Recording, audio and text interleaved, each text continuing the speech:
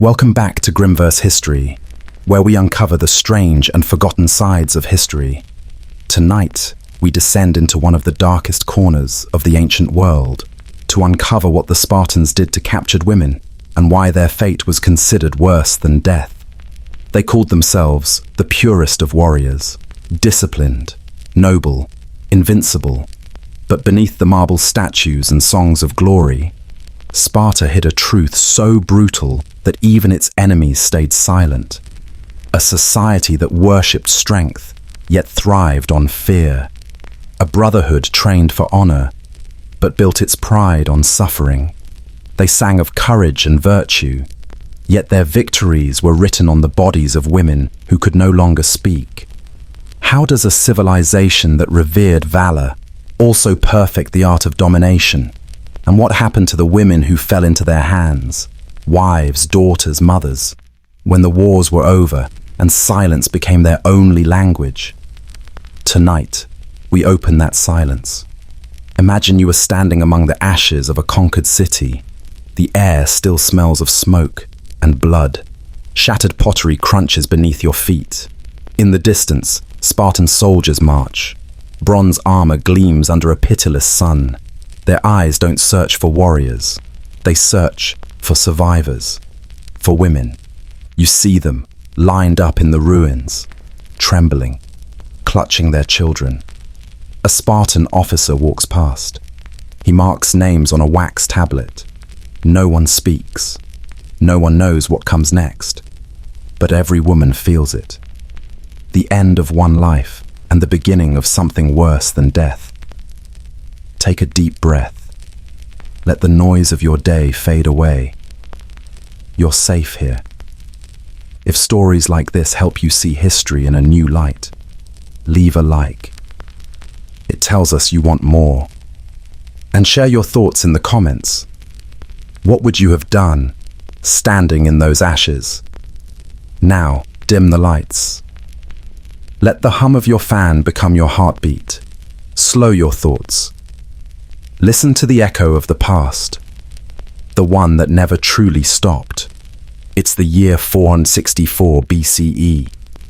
Sparta stands at the height of its power, unchallenged, feared, worshipped as the perfect war machine.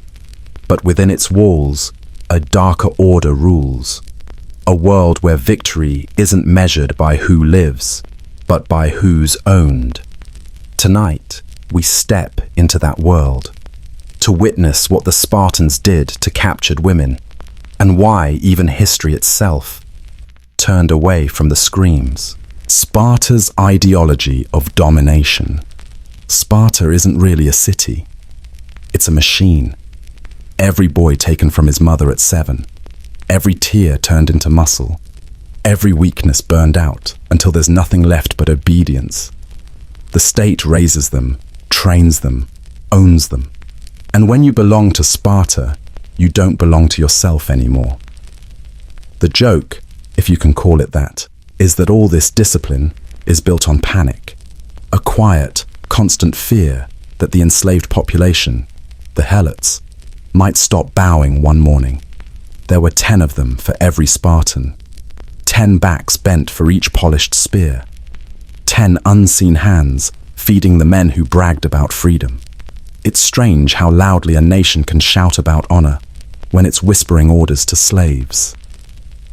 Spartan ideology begins with control. Control the boy before he feels pain. Control the woman before she feels power.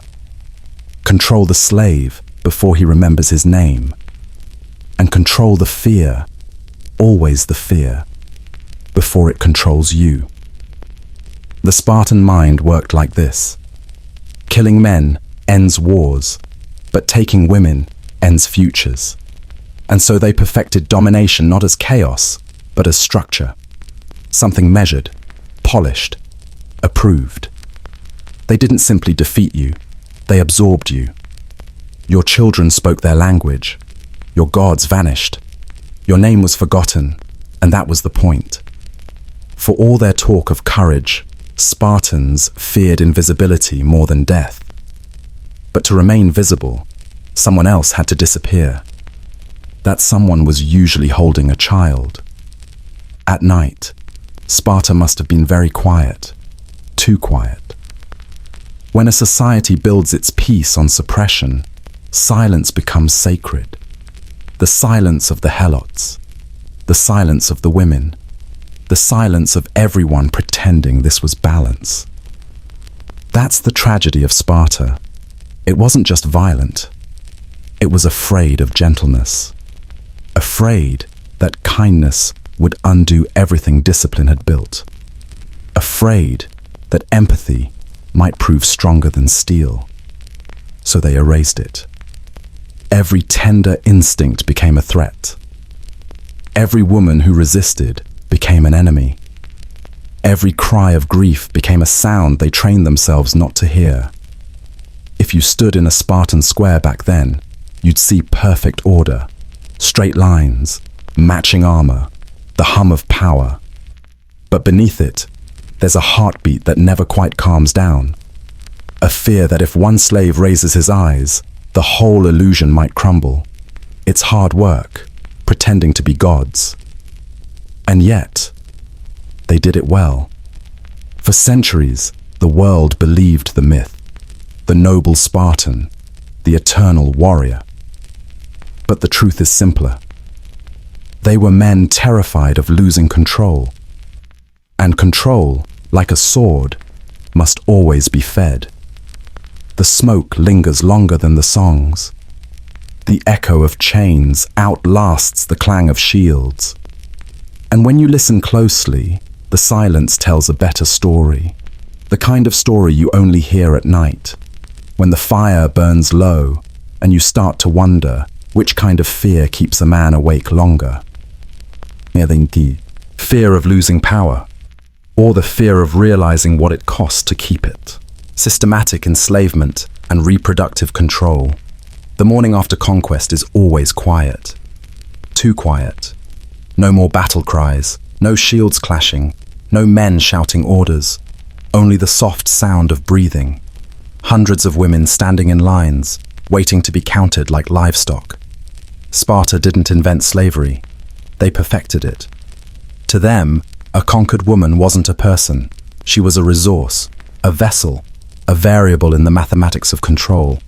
The Spartan state didn't just want bodies to serve. It wanted bloodlines to reshape. They knew that to erase a people, you start with their mothers. After every conquest, the same ritual unfolded. Officers walked through the ruins with wax tablets, their styluses tapping like small hammers. Age, status, fertility, questions asked without emotion, answers whispered through trembling lips. It was bureaucracy at its coldest, the cataloguing of humanity into categories of use. Some women were chosen. That word almost sounds lucky until you learn what it meant. They were given to Spartan men as prizes, paraded in ceremonies dressed up as marriage, a spectacle of dominance wearing the mask of union. The city would celebrate, songs would rise, and everyone would pretend it was a ritual of civilization. But it was conquest pretending to be love. The rest, the many, were sent to the fields. They became helot women, slaves for life, their children born into servitude before taking their first breath. The Spartan economy ran on their exhaustion. Their hands pressed olives, wove cloth, raised children who would one day guard the masters who owned their mothers. A perfect circle of captivity, almost poetic if you enjoy horror written in order and routine. There's a chilling efficiency to how Sparta managed human despair. They didn't torture every slave. They didn't need to. They controlled them through inheritance. Pain passed down like property. A woman's body became an archive of the state's success. Every birth was a reminder of who ruled and who didn't. Some were forced into breeding programs, chosen for strength or beauty, not out of admiration, but out of calculation. Spartan ideology was obsessed with blood purity and physical excellence, even in its conquests. If you had the right look, you became a tool of their perfectionism. a machine for producing future soldiers. If not, you worked until your body broke, then vanished into the earth without a name. The daily life of these women was a quiet war, waking before sunrise, feeding masters' children before their own, learning to stay silent long enough to survive another day. They lived in a state that prized strength but feared emotion, so they buried theirs deep, under duty, under obedience, under the weight of survival. Sparta's strength rested on those invisible backs, and yet the men called themselves self-sufficient. The irony is almost tender. They built an empire that demanded absolute control, but it depended entirely on those they controlled. It's a strange sort of power, one that collapses the moment the oppressed stop believing in it.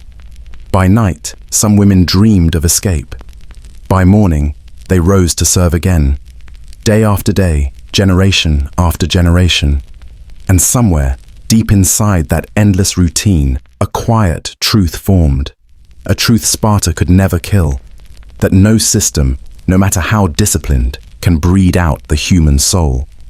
Because even in the darkest fields of servitude, someone always hums.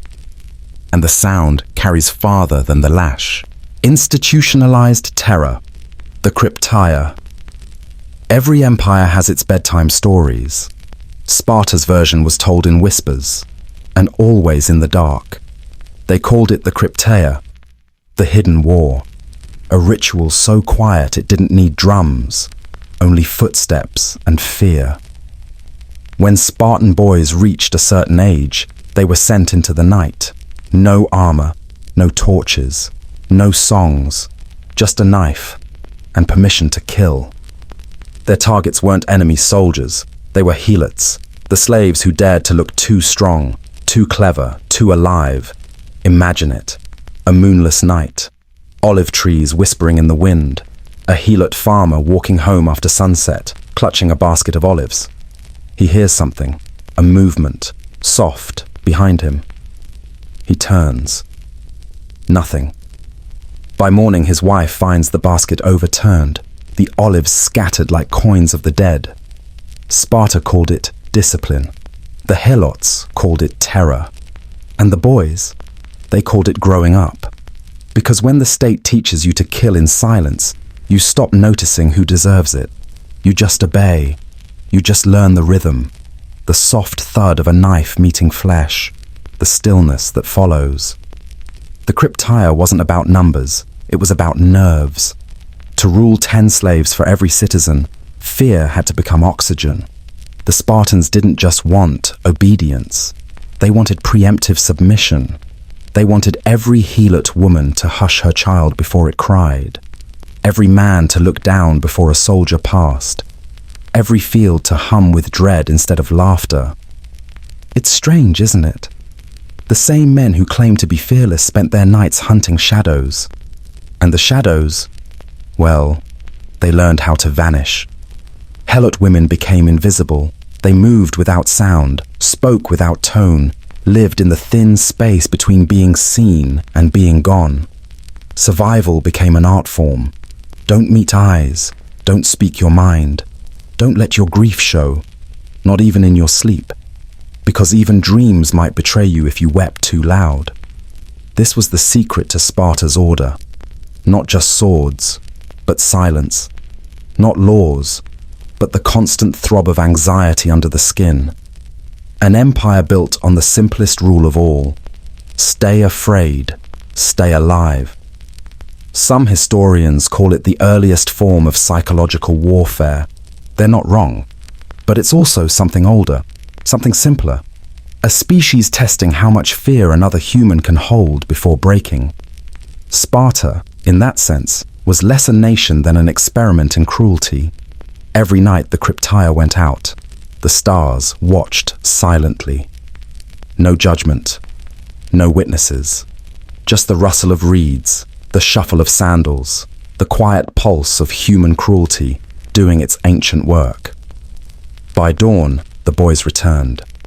No applause, no medals, only the unspoken rule: forget what you saw, remember what you learned. To rule, you must be colder than the ones you rule. And when fear becomes tradition, it stops feeling like evil. It just feels like order. That's the saddest part. Terror works best when it stops needing a reason. And in Sparta, it became so ordinary, so routine, that by the time the helots stopped crying out, the Spartans had already forgotten why they started listening for screams. Public humiliation and psychological warfare. Daylight returns, and with it comes ceremony. Sparta never wastes a good victory. For every city burned, there must be a show, not for the gods, but for control. The streets fill with soldiers, dust and drums. The air smells of sweat and bronze. Captured women are brought out one by one, their wrists bound in twine, their faces streaked with ash. They are paraded through the city like trophies, the spoils of someone else's glory. Children climb onto walls to watch. The laughter of the young mixes with the silence of the broken. Sparta calls it tradition. Others might call it theatre. It's hard to tell the difference when humiliation becomes a form of entertainment. The women are made to march in circles. They wear rags, sometimes nothing.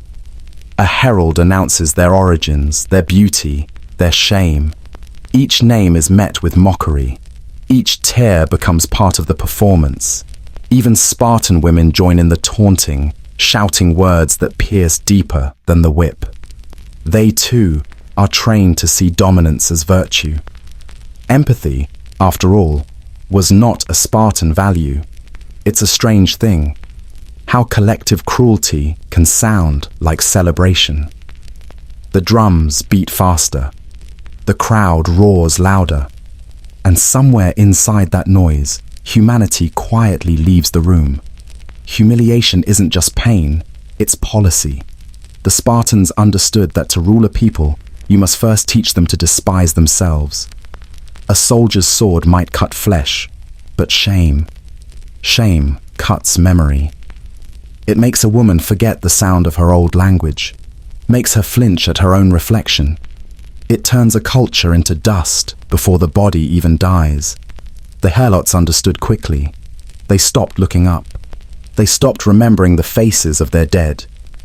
They learned that in Sparta, silence is survival. You bow, you serve, you smile when commanded. Anything less invites the Krypteia by night.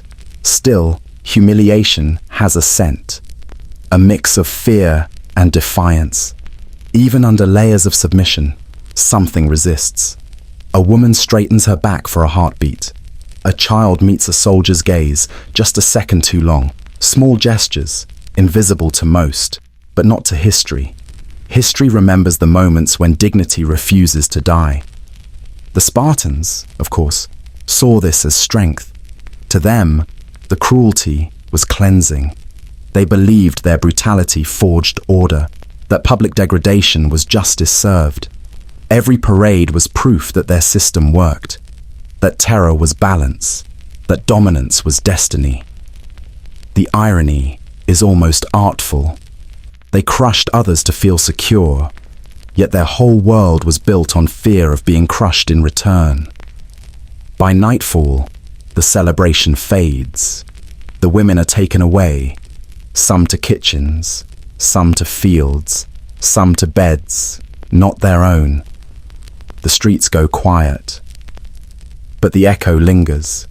Humiliation doesn't end when the crowd goes home. It sits inside you, whispering that this is all you deserve. And maybe that was the point, to make the conquered stop imagining a world beyond the chain, to make them forget that freedom ever felt like air instead of fire. For Sparta, domination was never just about the body, it was about the spirit, to bend it, reshape it, erase it. They didn't need to kill everyone. They just needed the survivors to believe they were already dead. When morning comes again, life continues as if nothing happened. The markets open, The soldiers train, children play, the city hums with pride. No one speaks of the parades, no one mentions the faces that pass through the square. And yet, beneath the rhythm of daily life, beneath the perfect order of Sparta's streets, there remains a low vibration, the sound of ghosts breathing just under the marble. Because humiliation never disappears, it just changes its name. Historical consequences and moral collapse. Time, as always, collects the debts no army can avoid. For Sparta, those debts were written not in blood, but in silence. The kind of silence that festers after centuries of domination. At first, everything looked perfect. The machine ran smoothly, the slaves obeyed, the soldiers trained, and the world admired the symmetry of Spartan order. But perfection has a half-life. It decays from within. Sparta's empire was never built on creation, only containment. Every field they owned was someone else's graveyard. Every song they sang echoed over a stolen harvest. The helots kept planting grain for masters who feared them too much to sleep soundly. And that fear, it grew roots.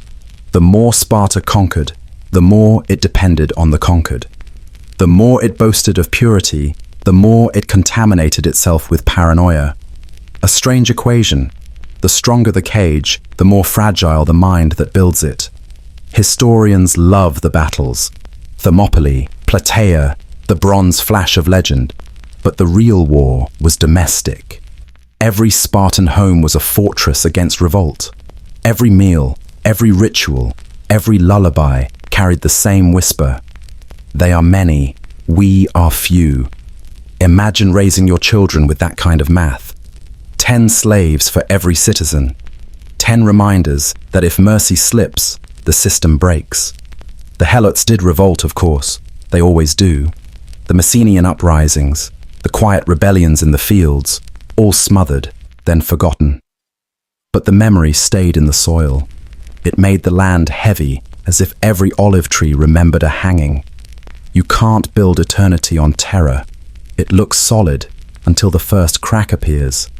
Then it collapses like an old temple, not in one grand explosion, but pebble by pebble, almost politely. Sparta's decline wasn't dramatic. It was slow, bureaucratic, almost bored. While other Greek cities built art and philosophy, Sparta built walls against ghosts. Its men remained warriors long after there were no wars left to fight. Its women remained strong, but their strength served nothing but preservation. And its slaves, well, they kept working because someone had to. The irony cuts clean. The most feared army in Greece was undone by the people it refused to see. Not by rebellion, but by irrelevance. You can't terrify the world forever. Eventually the world just stops listening. When Sparta fell, no one came to help. Its allies had learned too well what Spartan loyalty meant. Its enemies didn't need revenge. Time was doing the job for them. By the end, Sparta stood surrounded by its own legend, a living museum of discipline, a monument to the danger of mistaking control for strength. The helot system had kept the city alive, and quietly poisoned it. Dependence on slaves meant no innovation, no trade, no curiosity. Why invent when others can suffer for you? Why think when obedience feels safer? And so, while Athens wrote plays and built democracy, Sparta drilled the same routines, day after day, until routine became religion. Even the gods must have grown tired. The temples emptied. The prayers lost their conviction. A society that worshipped endurance forgot what it was enduring for. That's the thing about fear. It demands constant feeding, and eventually there's nothing left to eat but yourself. When the walls finally cracked, the Spartans didn't fall in battle. They faded out of history like a candle running out of air. The world moved on. The helots became free men in name, but carried generations of scar tissue in their memory. The conquerors became curiosities, admired by later ages that never had to smell the smoke of their victories. Sparta wanted immortality, but got archaeology instead.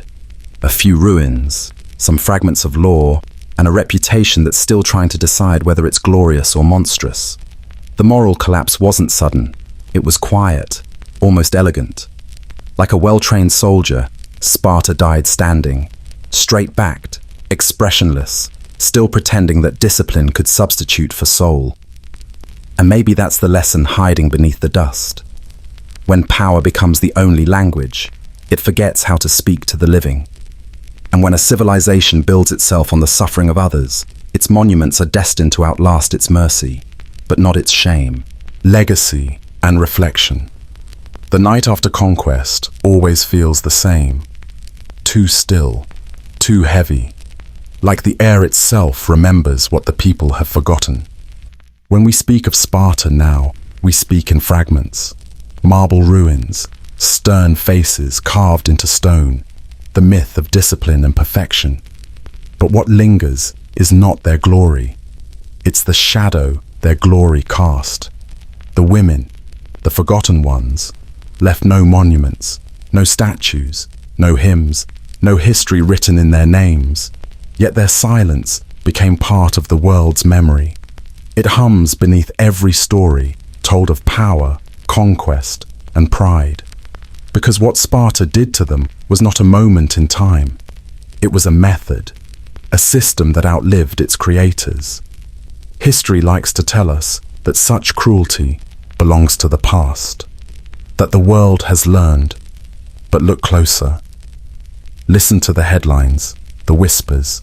The modern wars fought not just for land, but for control of the body. The strategy remains. Take the women, and you take the future. It's an ancient logic wearing a modern mask. The Spartans believed they were building eternity. They were, in a way, just not the one they imagined. Their legacy isn't the bronze or the spear. It's the blueprint of domination, passed down like an heirloom from empire to empire. The idea that conquest is incomplete until it enters the womb. And yet, beneath all that horror, there's something stubbornly human that survives. It's not hope exactly. It's endurance, the quiet kind. The kind that hides in lullabies, in small acts of defiance, in the way a mother teaches her child a forbidden name. The kind of endurance that outlasts even the marble. When we remember Sparta, we tend to remember the men, the warriors, the kings, the codes of discipline. But maybe we've been looking in the wrong direction all along. The true story of survival isn't written in their laws. It's written in the eyes of the women they tried to erase. The ones who bore children into bondage and still sang to them. The ones who carried grief like a torch. Somewhere across the centuries, their memories slipped through the cracks of history and found us again. Not as names or numbers, but as a feeling.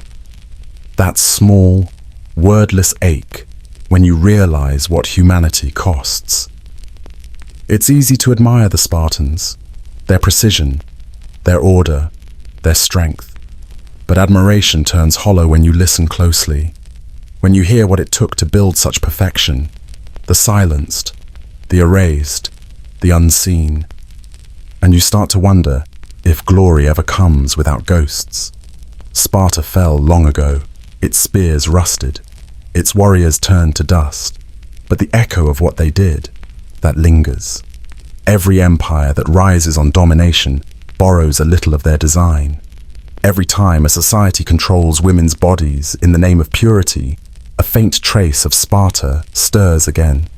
And so, the story continues, not in the monuments, but in the warning they left behind. That control, disguised as order, will always end in ruin. But there's another ending too, quieter, softer, the kind you can almost miss if you blink.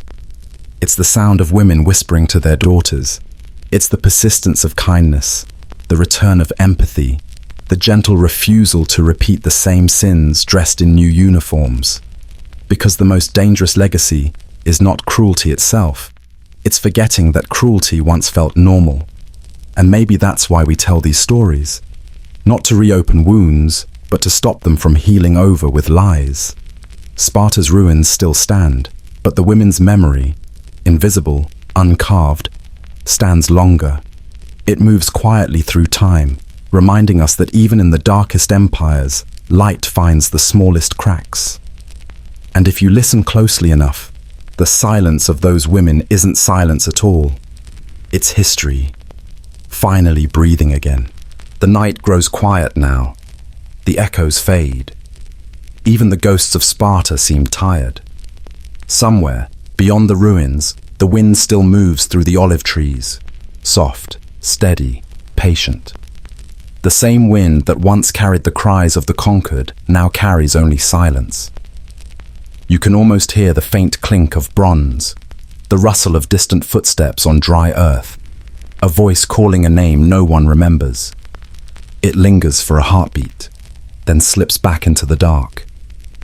History closes its eyes, slowly. The fire burns low.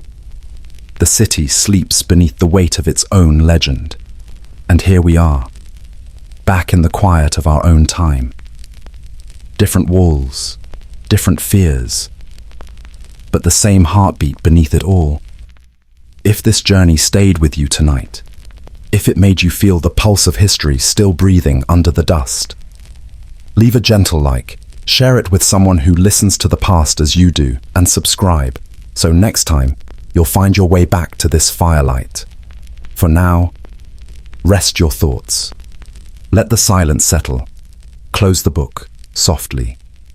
Goodbye, and we will meet again.